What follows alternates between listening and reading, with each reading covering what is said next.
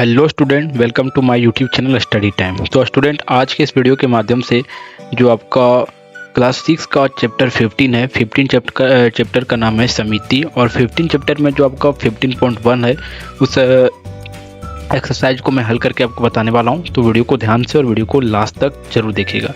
तो देखिए, first question को इसको पढ़िए। कहा जाता है कि अपने घर में स्थित पाँच वस्तु के नाम बताइए जिसमें समिति हो। सबसे पहले देखिए, समिति होता क्या है। जैसे कि देखिए, समिति का मतलब होता है एक वर्ग लीजिए या कुछ भी लीजिए, ठीक है। तो समिति का मतलब ये हो रहा है कि आप जिस पर, जैसे कि देखिए, इसे अगर आप फोल्ड करते हैं, एक सेकेंड, यहाँ से अगर आप काटते हैं इसको, ठीक है, बीच में अगर इसको काटते हैं तो देखिए ये पार्ट जो है, मान लीजिए कि पार्ट 1 है ये और ये पार्ट 2 है, तो पार्ट 1 जो है सो पार्ट 2 पर पूरा तरह से आ जाएगा कि नहीं, आ जाएगा कि नहीं। वही समिति का मतलब वही हो रहा है कि ये पार्ट जो सो दूसरा पार्ट पर आ जाए, ठीक है। इसी प्रकार समिति के आपको कुछ यहाँ उदाहरण देखने को मिलता है। जैसे देख सकते हैं आप, जैसे देखिए ये आपका तितली है, तो तितली को अगर आप दो भागों में काटते हैं, देख सकते हैं, तो ऐसे करके आप दो भागों में इसे अगर काटिएगा तो क्या होगा, ये भाग इसको ढक देगा, ठीक है।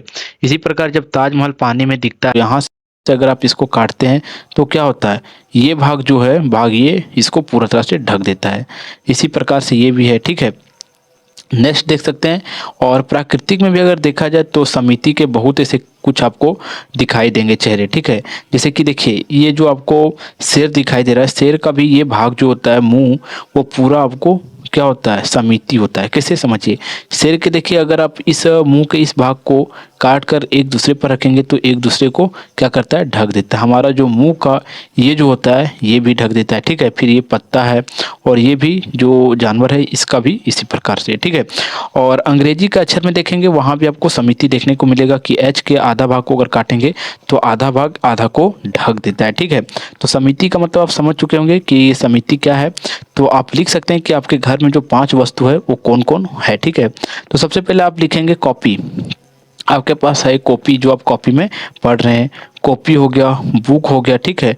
किताब लिख दीजिए, और बहुत कुछ है। साड़ी है, घर में जो आपका साड़ी माँ जो यूज करती है वो है।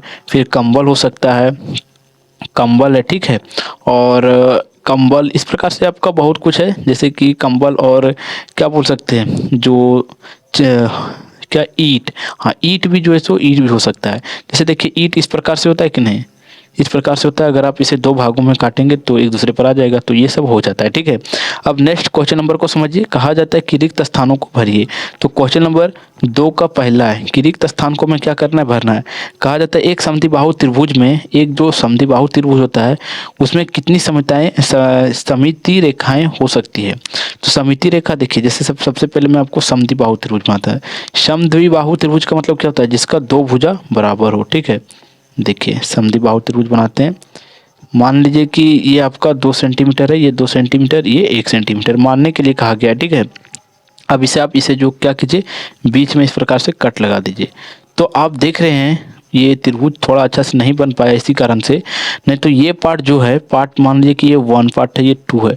1 2 जो है सो दोनों को क्या करता है, एक दूसरे पर ढक देता है। जैसे समझिए, आपको मैं यहाँ आधा त्रिभुज बना के दिखाता हूँ। जैसे देखिए, ये आधा त्रिभुज है कि नहीं। अब आधा त्रिभुज जो है सो मैं दूसरे कलर में बनाता हूँ। तो आधा त्रिभुज अगर इस पर ढक जाता है, जैसे देखिए इसको ढक देता है कि नहीं, तो वही बात है कि यानी कि दो पार्ट में अगर उसे किया जाए तो एक दूसरे को ढक दे। तो हमारा समद्विबाहु त्रिभुज में कितना रेखाएं हो सकता है, तो सिर्फ एक रेखा, ठीक है। तो यहाँ आप लिख सकते हैं आंसर में 1, ठीक है। कितना होगा, 1, ठीक है। तो मैं लिख देता हूँ यहाँ जो है सो कितना होगा, 1 होगा, यहाँ 1 होगा, ठीक है। नेक्स्ट देखिए, एक वर्ग में समिति रेखा हो सकती है, एक वर्ग है। देखिए, वर्ग का क्या होता है कि वर्ग का चारों भुजा क्या होता है, बराबर होता है, ठीक है। तो ये आपका वर्ग है। वर्ग में देखिए क्या होता है, अगर वर्ग में समिति लेते हैं तो यहाँ से देखिए, एक यहाँ से आप कर सकते हैं, ठीक है, पहला, दूसरा यहाँ से हो गया, और तीसरा इस प्रकार से भी काट सकते हैं, और चौथा इस प्रकार से। तो यानी कि जो वर्ग है, वर्ग में आप चार जो सो है, चार रेखाएं समिति रेखाएं होती है, तो यहाँ आप 4 लिखेंगे। नेक्स्ट है एक वृत्त। वृत्त में देखिए, वृत्त में सर्कल में कितना होता है, ठीक है। जैसे देखिए ये आपका क्या सर्कल है, ठीक है।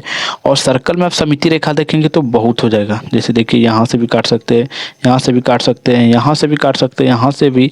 सर्कल में बहुत है। अब जहाँ से काटेंगे वहाँ एक दूसरे का वो भाग बन जाता है। तो सर्कल में क्या लिखेंगे आप? सर्कल में जो सो क्या हो जाएगा? अनंत, यानी कि वृत्त में, ठीक है। क्या होगा? अनंत हो जाएगा। नेक्स्ट समझिए डी नंबर का, एक समांतर चतुर्भुज में।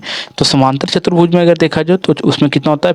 5 होता है, ठीक है। 5 होता है समांतर चतुर्भुज में। आयत में 2 हो जाएगा, ठीक है। आयत में जो है सो इस प्रकार से कटता है। आयत के जो विकिरण होते हैं वो आपस में बराबर नहीं होते हैं। जैसे ये आयत है, ठीक है। तो आयत को आप इस प्रकार से जैसे सो काट सकते हैं, ठीक है। ऐसे इसको इस प्रकार से नहीं काटा जाता है। तो आयत का कितना हो जाएगा? 2। नेक्स्ट है समबाहु त्रिभुज में। समबाहु त्रिभुज में 3 होता है, ठीक है। देखिए समबाहु का अर्थ क्या हुआ? कि तीनों भुजा जिसका बराबर हो।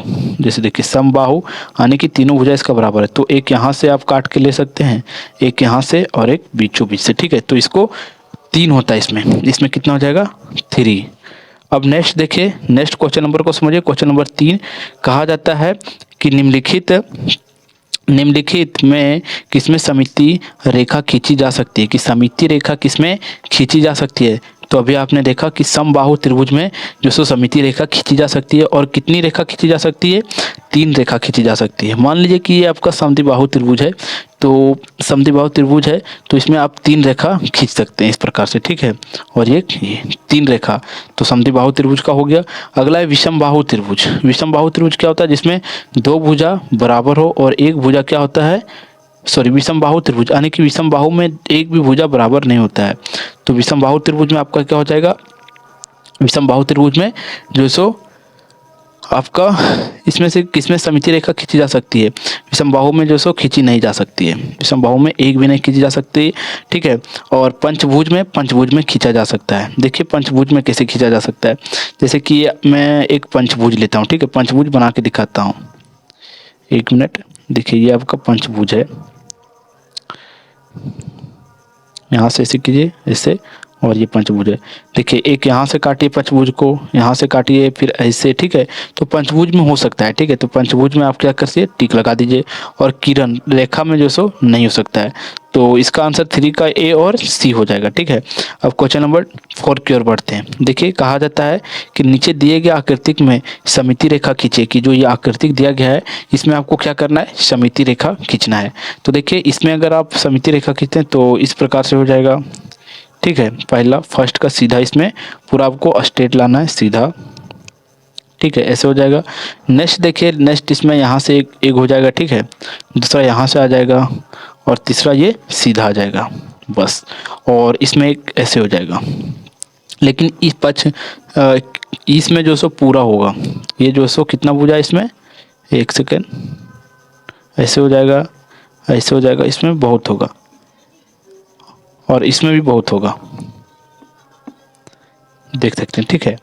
और इसमें भी आपका बहुत हो जाएगा। तो इस प्रकार से आप समझ चुके होंगे कि इसमें क्या होगा क्या नहीं होगा।